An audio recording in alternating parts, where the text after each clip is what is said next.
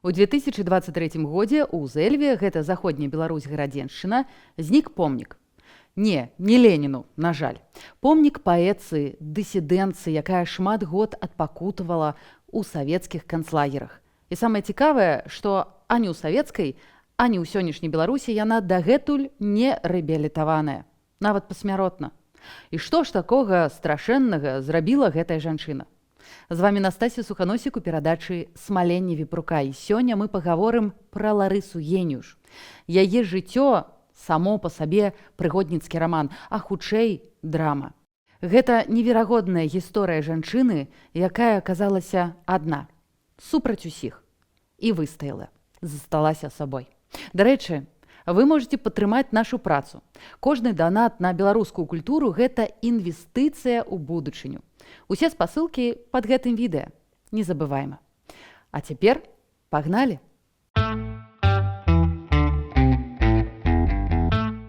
Ларыса Міклашевіч, яшчэ не Геніуш, нарадзілася 9 жніўня 1910 года ў маёнтку Жлобаўцы, блізка Воўпы. Нягледзячы на польскую гімназію, беларушчына для дзяўчыны была натуральнай. Яна проста вакол, разлітая ў паветры.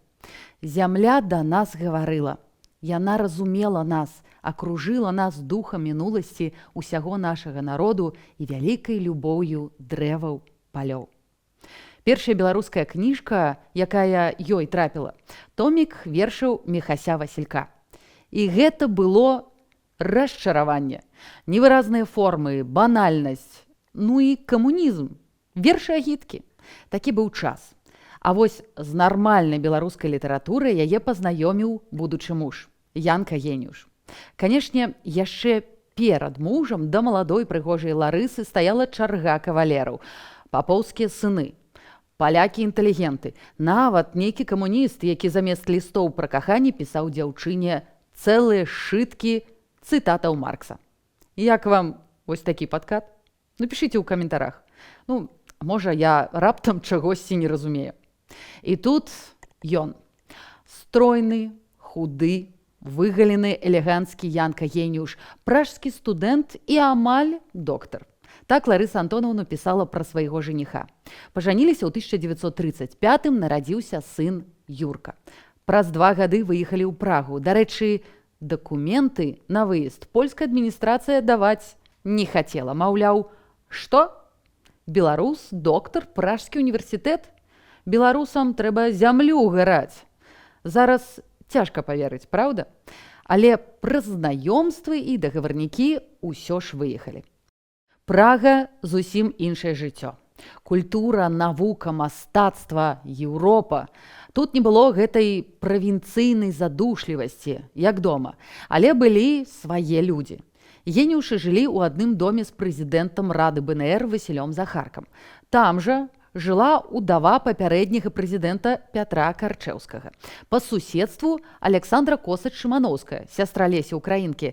Так, у той час у Празе была вялікая тусоўка беларусаў і украінцаў-эмігрантаў, якія не спяшаліся ў Савецкі Саюз. Але тым часам саветы самі прыйшлі на радзіму Ларысы Геніуш. 1939 год. Бацьку забралі ў гарадзенскую турму ды расстралялі. Маму паэткі і 2 сясцёр выслалі ў Казахстан, маці там і памерла. А тут ужо і ва ўсёй Еўропе пачынаецца вялікая вайна, якая нікога не пакідае ў баку. У часе вайны Ларыса Геніуш друкуецца ў газеце для беларусаў замежжа «Раніца». Займаецца беларускім камітэтам самапомачы.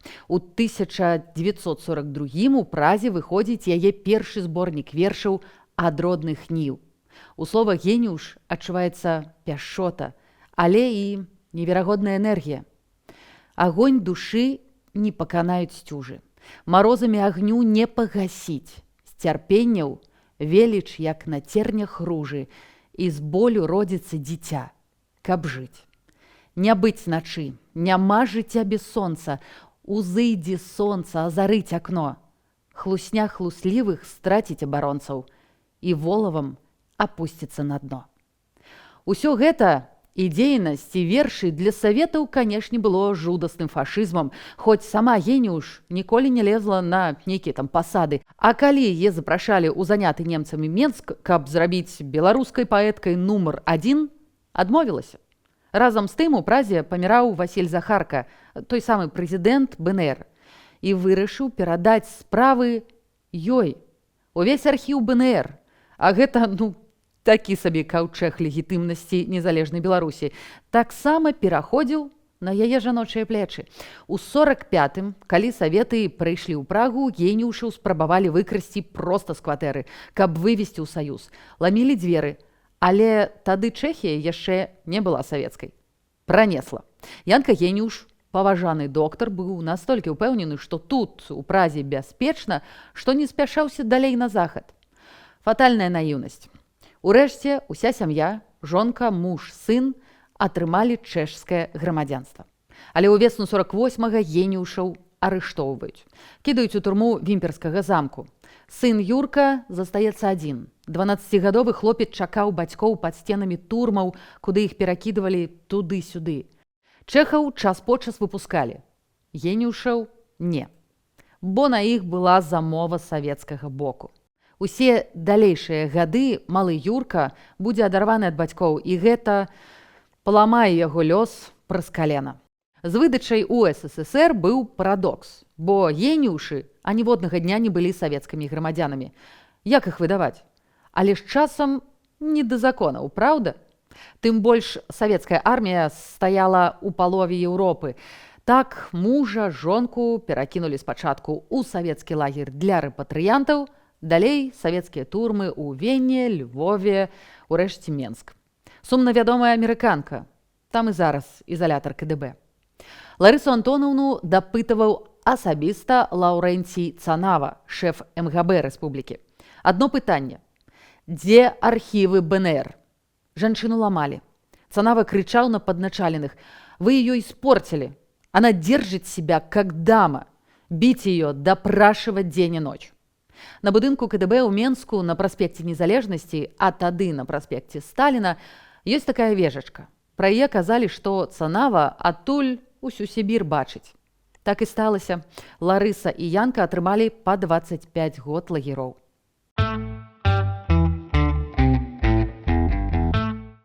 Што такое турма для жанчыны? А лагер за 1000 кіламетраў ад цывілізацыі, дзе мёртвага зэка прасцей спісаць, чым ірваную целагрэйку. Гэта калі ў лазню жанчын водзіць вертухай вычварэнец, паглядзець, паздзекавацца. Гэта калі на твой дзень нараджэння канваіры заганяюць цябе ў сябірскую раку распіхіваць заторы з бярвенняў, якія сплаўляюць у Белае мора. Але на той жа дзень нараджэння іншыя зэчкі гатуюць табе торт з падсалоджанага сухога хлеба. І ты ведаеш, муж таксама сядзіць, а недзе застаўся ваш сын. Адзін. А дзе ён? І што з ім? Вось адзін з вершаў, напісаных Ларысай Антонаўнай паміж 50-м і 56-м годам. Крывёй напоўніліся поймы рэк. Бурлі цячаем слёз людскіх разводдзя. Гляджу на свет. Я лагернік. Я зэк, засуджаны на мукаў чвэрцьстагоддзя. Мяне драты, сабакі сцерагуць, дзякіх надзораў зграе нада мною, і лоб штодня мой на прыцэл бяруць, навучаныя забіваць канвоі. Ларыса Антонаўна сидзела ў лагерах у Інце і Абезе. Гэта Комі, край свету. Таксама ў мардоўскіх лагерах. І ўсё гэта напісанае ў яе кнізе ўспамінаў «Споведь» або «Птушкі без гнёздаў», якая выйшла ўжо па смерці аўтаркі. Пашукайце. Гэта сапраўды цікавая і важная кніга. У 56-м годзе палітычных пачалі пакрысе выпускаць. Але з геніюшамі ізноў атрымалася вельмі дзіўна. Праз 8 год лагераў іх усё ж выпусцілі, але не рэабілітавалі. Тыпу, проста скасцілі тэрмін. За мяжу таксама не выпусцілі. Пара вярнулася ў Зэльву на радзіму, і гэта быў апошні этап і выпрабаванне для Ларысы Антонаўны. Жыць на радзіме, але ў выгнанні.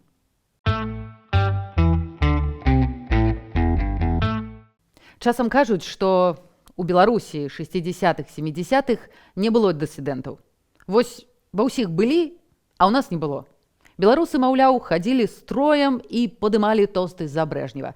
Не, прыкладам нязломленасці і прынцыповасці акурат і стала Ларыса Геніуш. Дарэчы, сваім калегам па цэху, беларускім савецкім літаратарам, яна прысвяціла вось такія радкі. Спявайце Сталіну і гіньце, як ветрам скручаны чарот, мяне ў зняволенні пакіньце, там, дзе сягоння мой народ. Ужо пасля сталінскі Савецкі Саюз аказаўся для Геніуш пасткай, дзе і забіваць не забіваюць, і жыць не даюць. Разам з мужам удалося ўладкавацца ў Зэльве ў бальніцу. Яму доктарам, ёй медсястрой. За імі увесь час сачылі, а ў доме стаяла праслушка. Прычым ставіў мясцовы чалавек, які прыходзіў нібыта комін параментаваць. І ўжо праз шмат-шмат гадоў пакаяўся. Увесь час побач круціліся людзі, пісьменнікі, нейкія дзеячы з адной толькі мэтай. Угаварыць Ларысу Геніуш прыняць савецкае грамадзянства, а яна прынцыпова адмаўлялася. Вось не і ўсё. Не савецкая грамадзянка.